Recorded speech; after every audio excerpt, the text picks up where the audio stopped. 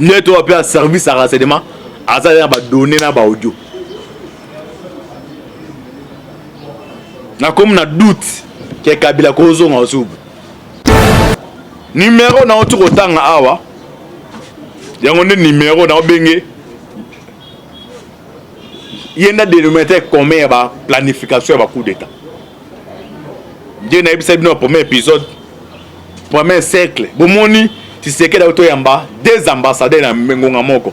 Ya France ya Chine. Les deux ambassadeurs ba pays na ba ebili camp. Ils ont les mêmes réseaux de coup d'état. Et puis au numéro na auto pesa wa déjà ba buki simi wana. Mais tu as vu qu'il y a des technologies comme na Orange pour y avoir conversation. Ils ont na ba audio. Tout est allé. On va voir tout ça ba ils ont ba vanti. Yo politique hein. Mamadou Doumbouya na boté le pouvoir ils ont ba vanti.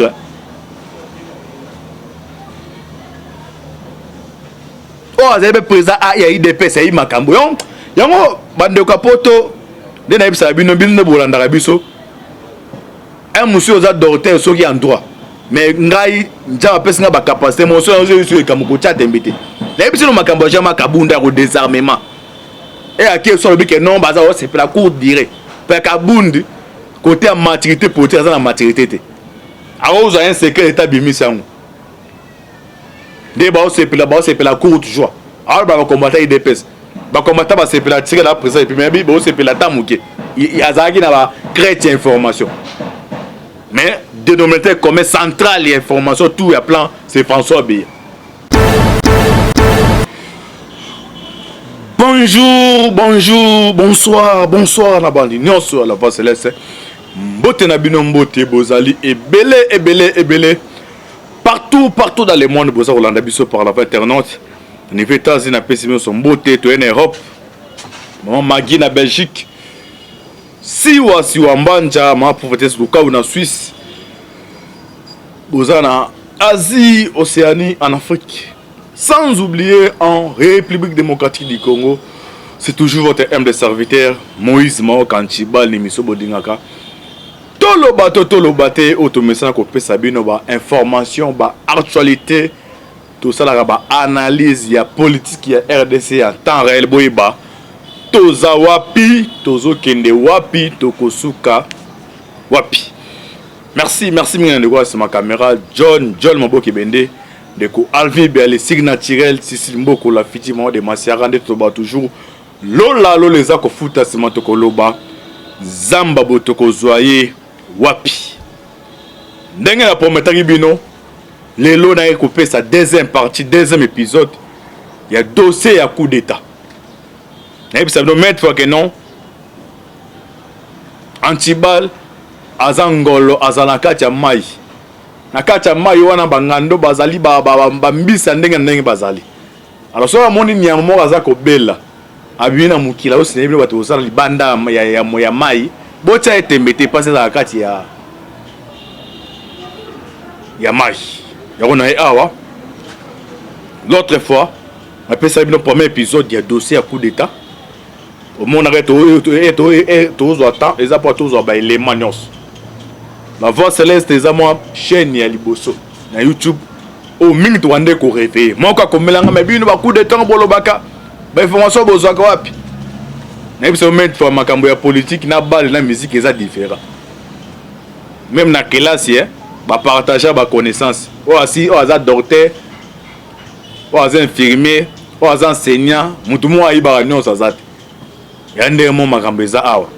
Donc oza musicien qui aime la musique, mamba balle politique tika bato basara politique.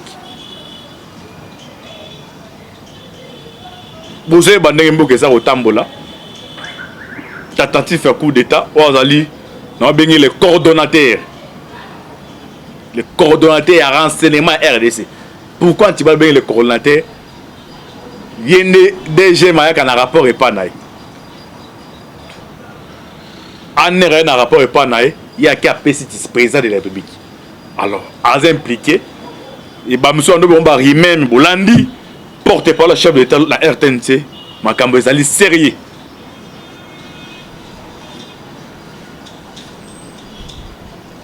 To singi na mapinga to ba na FARDC tous les bainté nyonso bozala tous la même morale et là que ça nous habite sonner semaine de faire que non il est qui ou ezali ko diviser biso sans plus tarder to continue la deuxième partie bon moni photo et ce qui est dans les réseaux sociaux au Kabila fana de messieurs il y a na katikati bazui vert photo on a besoin mon les daté et on a une semaine avant Rimer et il y a coup d'état na kati ya photo ande besoin mon la bandeko alors si tambe mamba bon bazar ndenga boy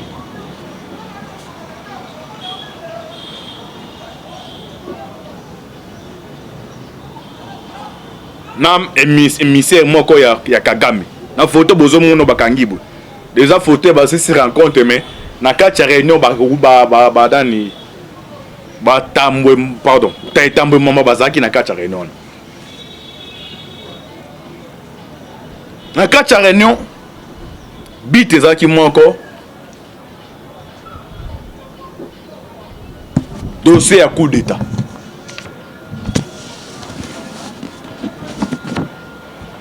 numéro oyo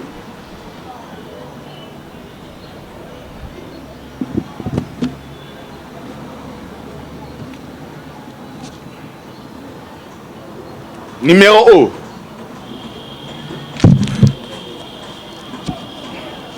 on a tout dans Tibal ça tout le bateau tu dis que service il a renseigné ça Moussa nango mais biso to ya to pe sabino formule hein oza mona maile mo a remplacer ka hein azuma mon réponse besoin numéro bolanda numéro oyo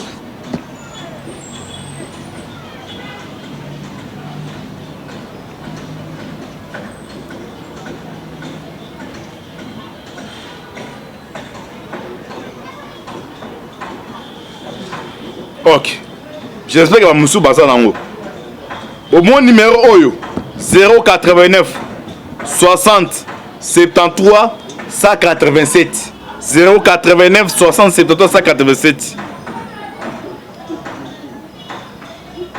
nde numéro oyo esali makambo eza numéro ya Orange bon même na document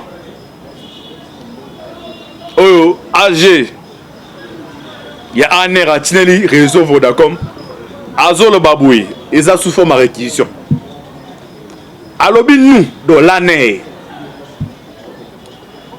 nous Jean-Hervé Mbelubiocha administrateur général de l'agence nationale de renseignement ANER conformément aux dispositions du décret loi numéro 003/2003 du 11 janvier 2003 portant création et organisation de l'Agence nationale de renseignement, en sigle ANER, spécialement à ses articles 3, 7, 22, 23, 24 et 25, requérons,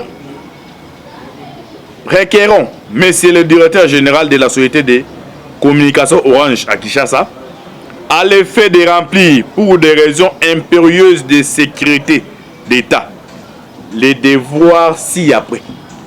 Ah non, on appelle un agent Moussous Ané, un agent anonyme. Un agent sous forme baba, Ané c'est baba. Mais un agent qui agit dans la geste. Vous avez raté le loco, c'est le cas où on a les réseaux sociaux. Les hommes malades, mais on donne tout ce qu'il conseil. Ils ont comment se quitter. Ils ont année et beaucoup de formations comment se quitter. Ils ont agents de bois kabaro et se quitter. Il y a des gens sérieux pour l'État. Imaginez pour la Kabila qui est pour la première Salema. Il y a des gens qui pour la mobiliser bon ils ont un problème. Mais tous en voie démocratique un groupe d'individus des bandits. On a entendu comme des bandits. Bah sanga ne sika moko pour na ba c'est local. Alors ils ont agents. Ils ont traité ba dossier faut ça sérieux vraiment ma casse. Bah agent au bas système mesure au babo qui besoin madame. Tout excès nuit. Nous transmettre par voie habituelle l'identité complète et les coordonnées précises de l'utilisateur des numéros ci-après. On a trouvé ça. Natangi eloko pona nini.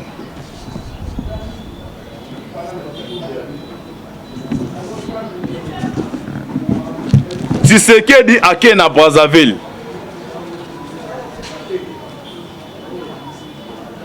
Azoi temps akutana Faustin Munene, général o akimaka tango wa Kabila.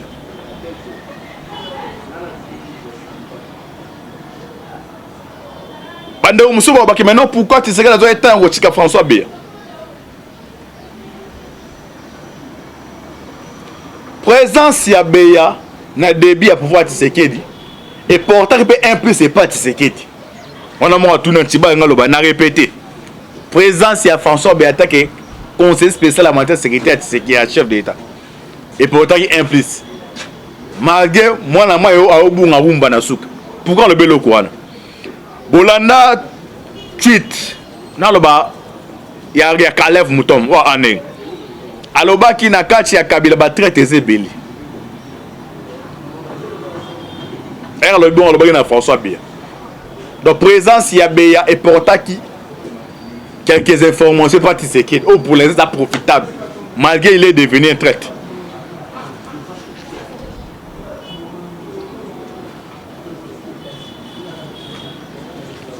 Numéro na autour autant awa. Yango ne numéro na obenge. Yenda dénominateur commun ba planification ba coup d'état. Dieu n'a pas le premier épisode, premier cercle. Bomoni, si c'est que d'autres yamba, des ambassadeurs na Mengonga Moko. Il y a France, il y a Chine. Les deux ambassadeurs n'ont pays na ba ebili camp. Ils ont les mêmes réseaux de tabac coup d'état. Alors dans un système que non, les non-assistants il y a Sony. Atoya ka rapport à bas suspecté bisoté. Na répété les deux ambassadeurs. Il y a France na Chine au bail au Koutan Tshisekedi. Baza commis se reprocher. Pourquoi bail au Koutan Tshisekedi na ozonga na dossier ya Beya. Jour ya rimé à coup d'état. Un au gradé, un au cadre. Un au fonctionnaire. Les États-Unis appellent ça à comment tweet. Tweet là bandeko na ba français na analyse na makameta les renseignements différents. Na tweet wana aloba kinini. Au moins pourquoi les torba Kagame comme cause agité. Kagame comme cause agité. Yemo mutatindi été. ADF azaka pour RDCT. Azapeka na Rwanda. Na si s'agit pour attaquer ADF na prendre RDCT en second tour. ADF pourquoi Kagame comme agité. Tout le bateau. Bon là na zone si bino na tweet ya.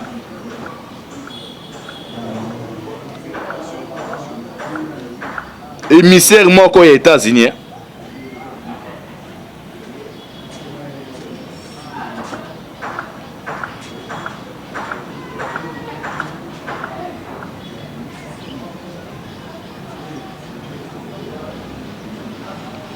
Ya lobinin.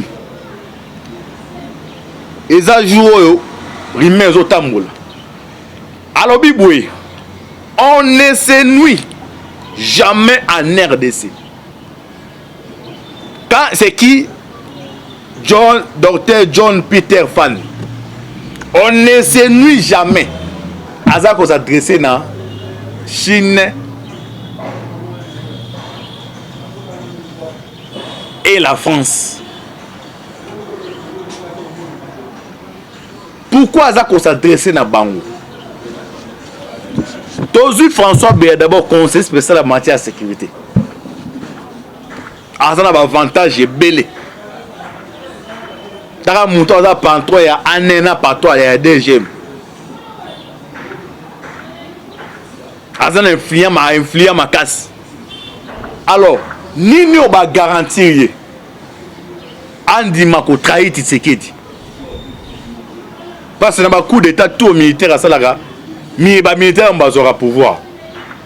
Alors ici quoi azawana conseil spécial militaire sécurité na ebi so ko envier cause à la présence Assemblée nationale premier ministre non je ne crois pas. C'est peu cause la présidence de la République jamais na coup d'état ba solo ba coup d'état yo civil pas ça civil. Yo civil oya ozoyango. Et puis François besoin mona ya travailler Mobutu. a joué encore très actif dans l'Afrique. Et ennemi kokota na kati ya loko c'est que azu ba silence mon ko ya ba puissance ya libanda. Yango awa sikoyo les États-Unis a ebisi bango. Ne debisa no débit à pouvoir awa. Si tu sais que premièrement d'abord Nzambe. Sora zaki na Nzambe te. Bolongo la carte soit na Nzambe de les États-Unis. Mais MSO est utile le tolo de sécurité. Mais comme allié, Aza très fort. Et puis les États-Unis ont dit aux engagement na a olingate muta ça va vantir nango. Alors on ne s'ennuie jamais en RDC ça zo na France et les États-Unis et la Chine. Bango no mone baye botali baye wana. Non to compatir na yo to olingate donc ba le betine bende ko ti yango aye bon. Ce côté ba nga ba te. Ngokaka nous condamnons mais bango sima batu wana. RFI ka wana mona RFI. Mona ba kiti ko ta changu. To baza d'abord ba ti de ba psychologie ya ba kilo ke no changu. La majorité ba tributaire les escatels et belé baza batu ya lamuka ce ba ki coup d'état. Et ça les ça mambo ke belé. RFI OK coup non population ba o CP là. C'est fini. C'est parti ici. Alors, ah ouais, lobby, alors on ne s'ennuie jamais en RDC. Une actualité intéressante à Kinshasa alors que le président est en déplacement à Addis Abeba pour le sommet de l'Afrique, de l'Union africaine. La classe politique suivra sans doute cette affaire, Béa, et avec intérêt et pour certains, Chanda Fred, Awa Tutoyo, Peter Aibisi Neba, français, Naba chinois. Bosa ba vantise bosa na Burkina Faso kuna awa des alingai naza na mission na muto azawana bandeko mwana toloba be musu wa ina ba biso mais jubo comprendre ka et aux trop tard même na temps wa Kabila bande musu ide pesa bando ina bato wana ba vérité mbano comprendre ba ke no Kabila ngaza na mundeli ju mundela o desda kende ndenge ala fait que c'est pas ça bilo toloba yo mo na ça. Tout ça va on comprendre plus tard. Alors dans zone na élément oui.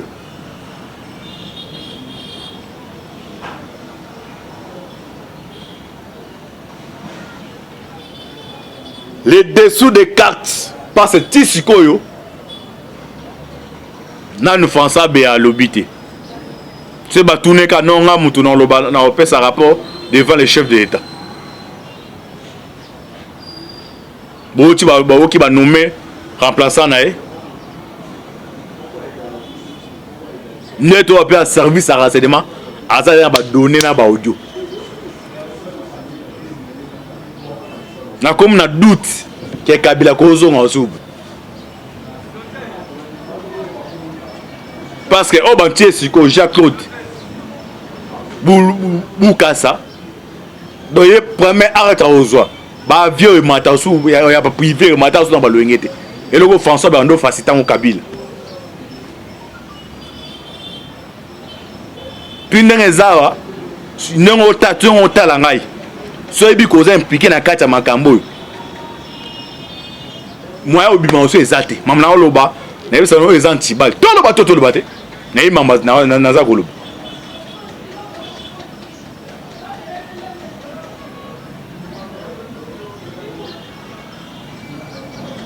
puis annoncé dans le service à renseignement na tongo na ebiki aner ils ont aner za ya Kabila to mon même kicha divanda ya fandeli ils ont aner mo za pena démocratiser do bolande la biloko be ya olia to boyi histoire ya Delphin Kaimbe Salima pela mito ndenge monde na fo image mona na communication nyon sur contact bota la image ya be ya wana ozati mutu neza mutu comme na niveau na mi bomana ngai ada abaye mokili la nuit pour comme que porter conseil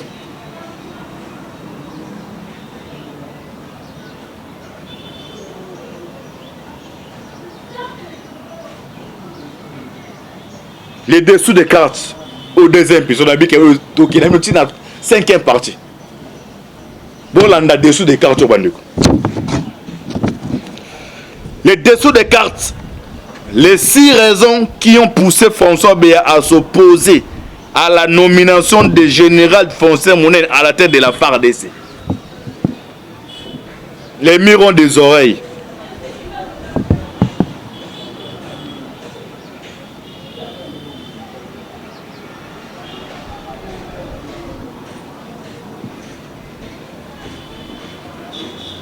Tshisekedi, agent militaire et mandat civil, j'espère qu'il y en a 3 ans.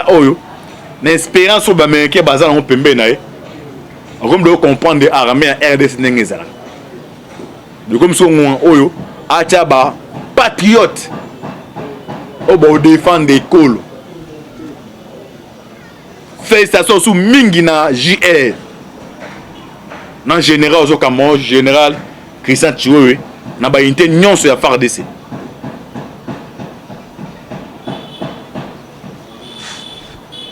Bah toi na bazo ya pembe na bino pesa no ba diabo. Ba dirigeant qui mort pendant 18 ans. Peut-être yo général après ça au carré minier mais sodo au kengela. Yo pe sodo au kengela mu continent. So kazo peso ba diabo ke no to sala bu. Tout na ye ba toi na ba dirigeant mboka 18 ans. Vie ya sodo za kindeni.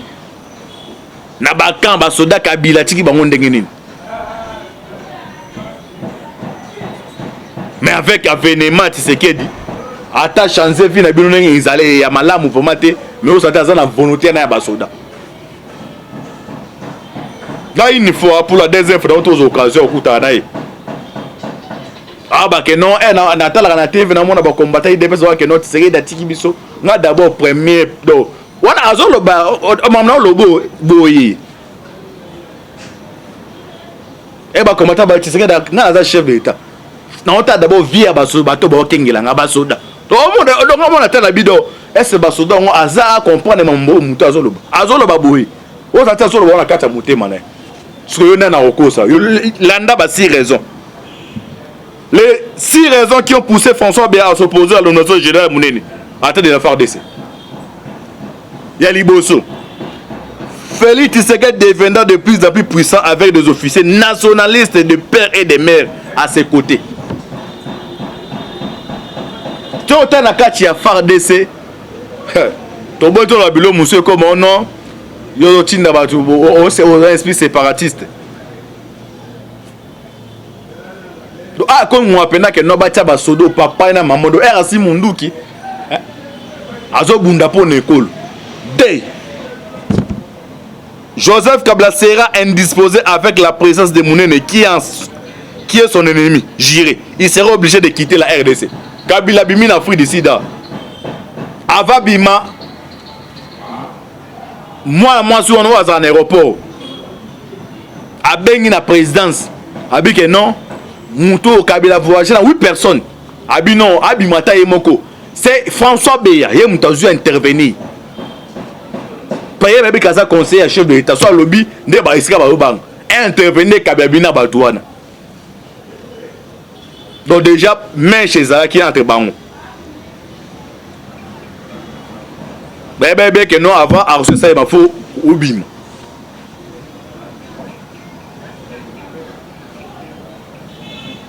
Et puis au numéro non on peut savoir déjà ba bouki sim wana.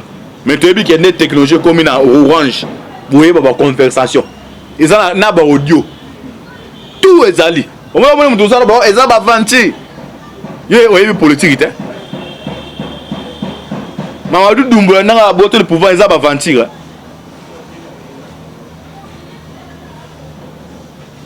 Oh, vous avez président il y a IDP c'est makambo. Yango bande kapoto de na ibisa bino bino bolanda biso. Un monsieur aux docteur ceux qui en droit. Mais ngai njaba pesa nga ba capacité mon so sur kamoko chat embité. Na ibisa no makambo jama kabunda ko désarmement. Et à qui sur le bic non baza c'est la cour direct. Parce kabundi côté maturité politique ça la maturité.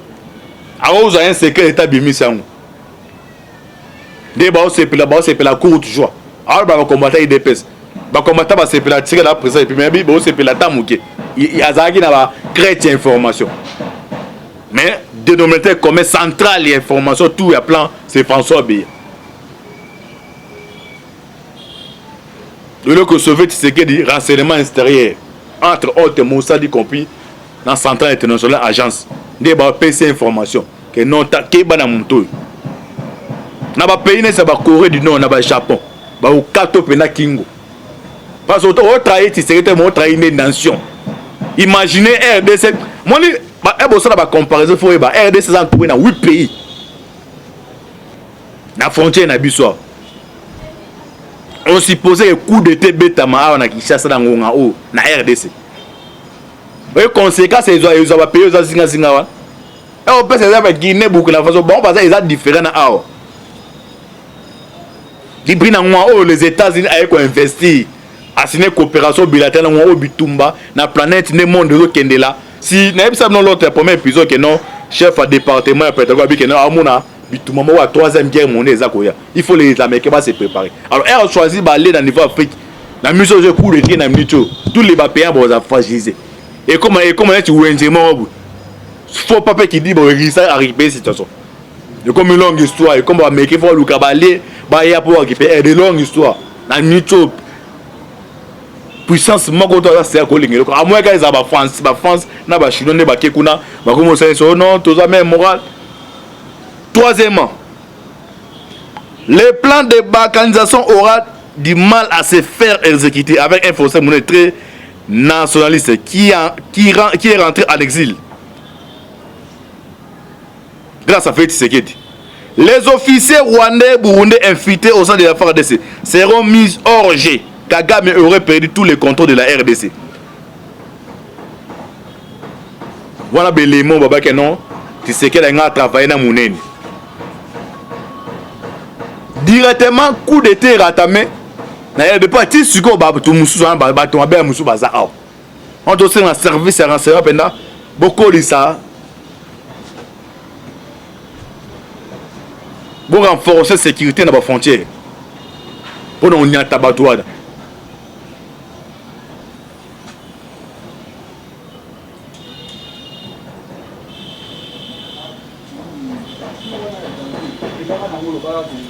Coup d'été raté. Directement Kagame a quoi sur agitation. Abani, nous avons récemment appréhendé sur notre sol des personnes qui travaillent avec le mouvement terroriste des ADF opérant en RDC. C'est pourquoi les ADF sont un problème régional et non un problème propre à un ou deux pays seulement. Kagame agitation à Nini. Il y a des ADF va combien de Rwandais na Rwanda. C'est pas mal à la RDC. So non comme que non, tout le monde va présence il y a ADF à Rwanda. Et ça les Cambodgiens RDC tendia Uganda. Et ça il Cambodgiens région nyos. Panique ya Kagame et le comme ça na catch wana. Donc nous dans le babounet selon à cause Sarabi noté. Et ça ba tête. Na niveau armé eux ko tomber. Arrestation en cascade. Nous tout va participer qui bon, c'est hors d'état de nuit.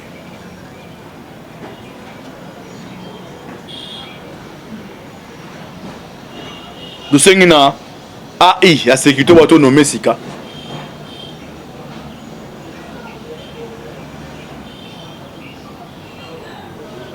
Asa la Moussala qui toque. Na niveau Katanga, Bawani Nzambi à la champion. Bah comment déjà bah lié mon familial na moi na François Biya na François Biya yé na antenne kuna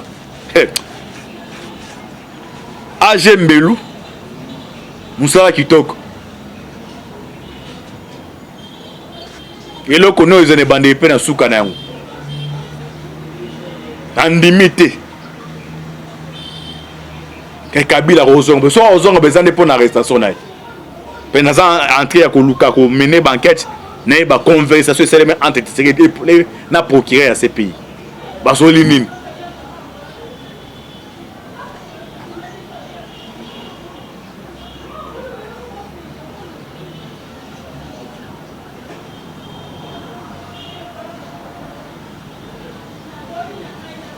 aux arrêts deuxième épisode na yaki troisième ezali eza 5e pour na opesa bino suite fait. On a répété dans 5 ans année va surveiller biloko ya beya par exemple bato basala ba coup d'état ba comme na muté monde ya diabolo on dit ma coup vraiment lo baté botaka ba terroriste ba frappara États-Unis à côté na vie ben c'est mission au côté na to santé et puis que soit coach au kufa mandimi de ba to ba komaka il faut attendre ba kombo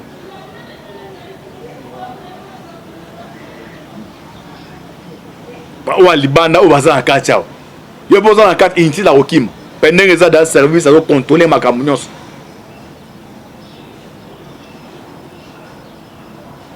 l'élément au bazar à Kinshasa boye ba ke bino tout boza oza arrêter ah eza makambo ya nation eza makambo teke on eza makambo Tshisekedi oza mutu ala muka parce que ba poutiste ba aussi pouvoir ko boulete ba benga Martin Fayulu yaka bo ta ba pays wana mon gars est privé que non soit azui alors ça l'attention une année soldat za mystique yo ce coup de tebeta mi o sepe la Tshisekedi akei ba benga Martin Fayulu za pouvoir Moïse Katumbi ka ba tona eza ou pire kutu musu démocratie au régime tike libino ozo finga na soldat na eza su bongote tala exemple na Guinée o ana ba jouer ba ki no beta balé après ça mbonga bi ke nebo kebo so na coupe te mutazonga te imaginer ba dictateur so yo o sepela ke no Tshisekedi ba longo na coup d'état et militaire wana aozo ba to ande ba nyongi ba ezande ne mona bible ne za satan e ba fungula botanga apocalypse ne kabila ozonga pa o tu ba